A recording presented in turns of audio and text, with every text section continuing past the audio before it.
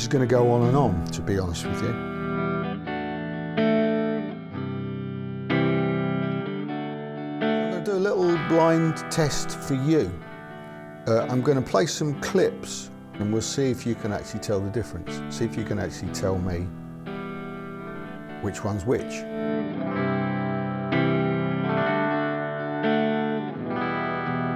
They're closer than you'd imagine.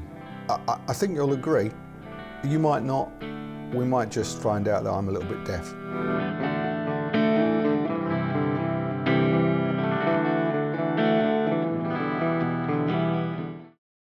Hello everyone, thanks for joining us.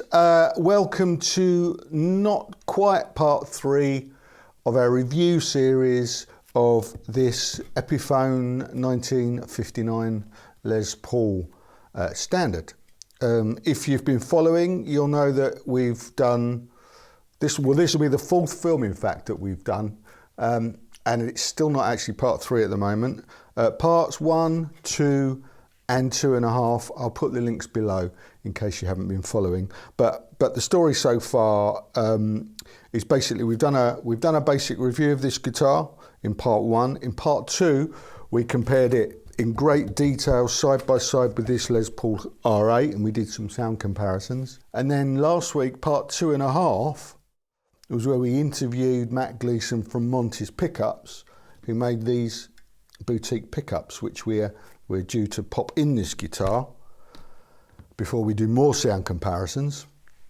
Now that was meant to happen this week, but the process has taken a little bit longer than I suppose I'd anticipated. First thing I had to do was record in Pro Tools what I'm calling my greeny-moore-sound-test-bed, which basically enables me to record identical pieces on each guitar on various settings so that we can do a more scientific, if you like. It's not, I mean, well, is it scientific? Well, it's about as scientific as I'm ever likely to get. So a more scientific comparison of the sounds between the guitars when they're on the same settings, basically. So I had to do that.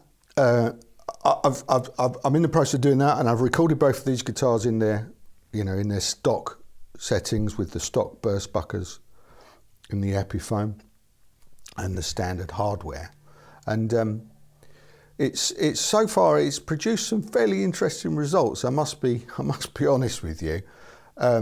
As it wasn't going to be finished this week, in that I wasn't going to be able to get the upgrades of this done and then record them all again and then edit it to post on Friday this week. I'm trying to post every Friday if I can.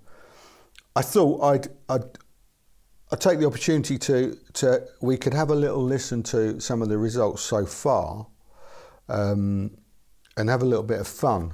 So what I'm going to do this week, in what we're calling not quite part 3, or nearly part 3, or something like that, is I'm going to do a little blind test for you. I'm going to play some clips of these guitars back to back with identical settings, and we'll have a little bit of fun and we'll see if you can actually tell the difference. See if you can actually tell me which one's which. They're closer than you'd imagine, which is quite surprising. I think you'll agree. You might not. We might just find out that I'm a little bit deaf. But it'll be fun. So here's how it's going to go. I'm going to play 4 clips, guitar A and guitar B, back to back. And you're going to have to guess which is the R8 and which is the 59. Okay? And you can put in the comments below, tell me what your answers are. And then next week I'll reveal the answer. Here we go. Are you ready? So here's clip A. This is guitar A.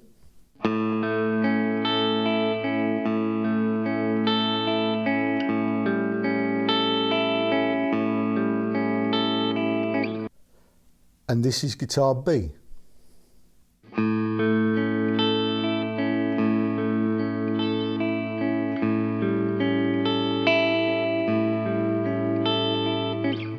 So which one is the R8 and which one is the 59? Okay, clip number 2. Here's guitar A.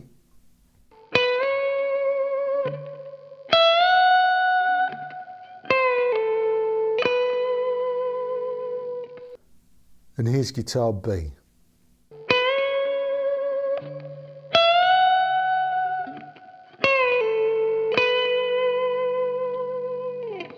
So which one's the R8? Which one's the 59? And here's clip 3. This is guitar A.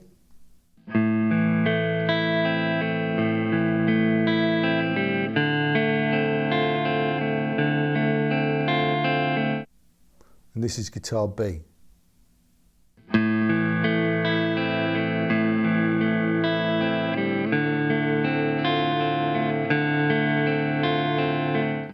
Which one's the R8?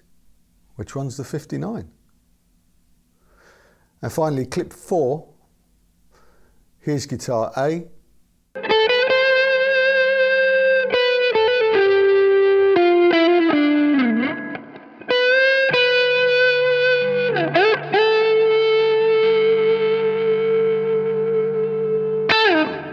And this is guitar B.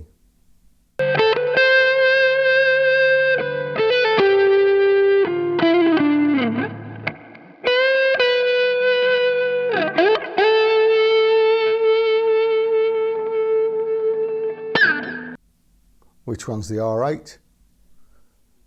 Which one's the 59? So there you go, just for fun. Give me your answers in the comments box below. And next week I shall reveal the answers and actually show you the clips of me actually playing those bits. So you know I'm not cheating. I would never cheat, you know that. It's just for fun anyway, so it don't really matter, does it?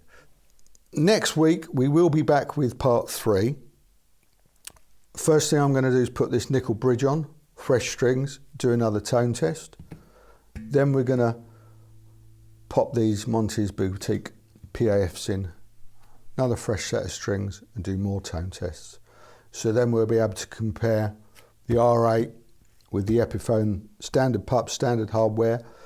We'll be able to compare it with the tailpiece upgrade, and then we'll be able to compare it with tailpiece and pickup upgrade.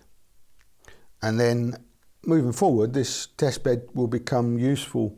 We'll be able to dig out the lovely 50s gold top, so we'll be able to compare that as well. And then I'm thinking as well that these burst buckets are coming out of the 59, so I may as well pop them in the gold top as well, and we can do some sound comparisons with them as well. And then I'll just let you into a little secret. Something else sneaked into the studio last week. It's a long story, but this Gibson Les Paul 50s has joined the club,